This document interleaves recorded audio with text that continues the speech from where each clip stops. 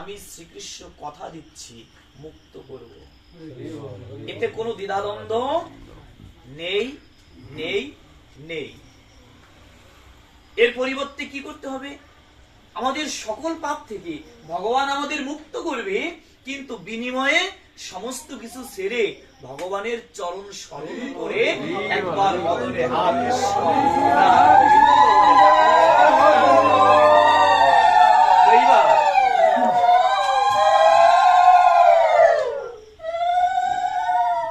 গীতায় না ৪র্থ অধ্যায়ে ভগবান আর একটি তত্ত্ব বর্ণনা দিল বাবা, শুনবেন কথাটা।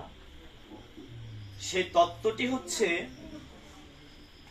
এই যে আপনি, আমি, আমার আত্মীয় স্বজন, বন্ধু বান্ধব, যারাই আমরা মনুষ্য জন্ম পেয়েছি না, আমরা কি মনুষ্য জন্ম পেয়েছি? তো আপনি কি জানেন এক জন্মে আপনি মনুষ্য জন্ম পাননি?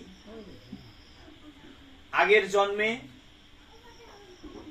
মানে আগে যে জন্মটা আপনার ছিল ওই জন্ম থেকে যে আপনি মনুষ্য জন্মে এসেছেন সেটা কিন্তু নয়। আপনি কখনো বিষ্ঠার কৃমিকীট ছিলেন। বিষ্ঠা মানে কি? মল। মল মানে বাংলা ভাষা গু, তাই তো?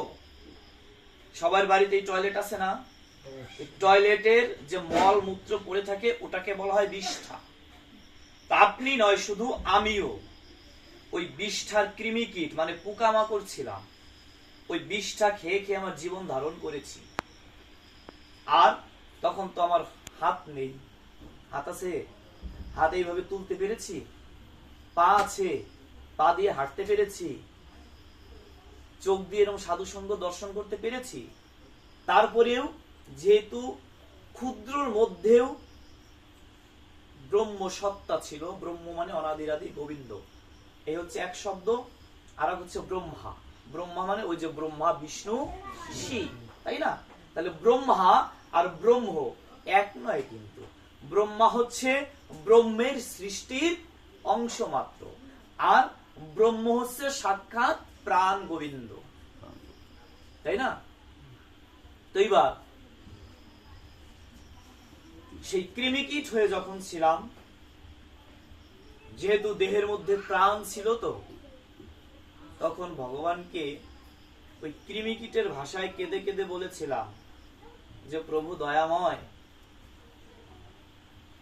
দেশে কতই না সাধু সন্তগণ রয়েছে, কতই না জীবগণ মানুষগণ রয়েছে, তোমার সেবায় তারা নিয়োজিত, আর আমি এমন কি অপরাধ করেছি প্রভু, যে অপরাধের জন্য মনুষ্য জন্মে না দিয়ে তুমি আমাকে বিষ্ঠার কৃমিকীট করে পাঠিয়েছো? তোমার কি কৃপা হবে না বান্ধব? তখন ভগবান ডেকে ডেকে বলেছিল, শোন রে, কৃপা হবে তোর। কবে কৃপা হবে জানিস? যেই দিন প্রকৃত বৈষ্ণব, যেই দিন প্রকৃত সাধু, তার চরণ ধৌত জল তোর এই বিষ্ঠার মধ্যে এসে পড়বে, আর ওই চরণ ধৌত জল যখন তুই কৃমিকীট হয়ে বৃত্তি সহকারে সেবা করবি, সেই দিন তোর এই বিষ্ঠার কৃমিকীট জন্ম থেকে, পাপ রাশি থেকে মুক্ত হয়ে তুই পরবর্তী জন্ম পাবি। ওই জন্ম আপনি, আমি, আমরা সকলেই ছিলাম। এইভাবে সময় তো নেই বাবা, একটা সূত্র আমি বললাম, এইভাবে ৮৪টা লক্ষ জন্ম। কত লক্ষ? ১০০০ ভালোভাবে আমরা গুনতে পারবো বাবা? ১০০ জন্ম আমরা গুনতে পারবো ভালোভাবে? সেইখানে একে একে